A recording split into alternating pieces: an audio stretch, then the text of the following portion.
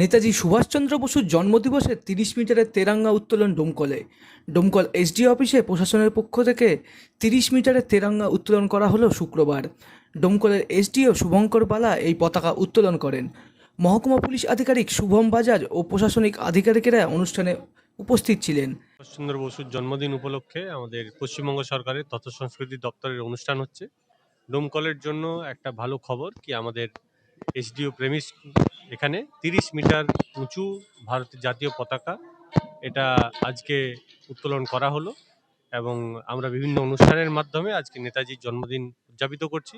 আশা করছি ডোমকলবাসীর জন্য এই যে জাতীয় পতাকা এটা একটা ভালো স্বপ্ন দেখাবে, দেশকে আগে রাখার, দেশকে উঁচু রাখার যে স্বপ্ন আছে সেটা এগিয়ে নিয়ে যেতে সাহায্য করবে।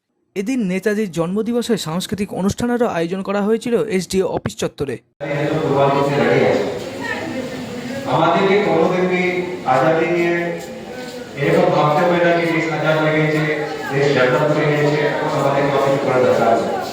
প্রত্যেক দিন, প্রত্যেক ভোট, প্রত্যেক কাজ, যারা পুলিশ আছে পুলিশের কাজ, যারা ডক্টর আছে ডক্টরের কাজ, যারা সিভিল স্টাফ আছে সিভিল স্টাফের কাজ, আমাদেরকে এই জায়গা থেকে করতে হবে কি আমরা আমাদের রক্ত, আমাদের পাসিনা আমাদের দেশের জন্য দিয়ে দিচ্ছি। অতএব আমরা আমাদের দেশকে ওখানে নিয়ে যাবো যেখানে আমাদের দেশের স্বাধীনতা সংগ্রামী আমাদের নেতাজি চাইছিলেন আমাদের দেশ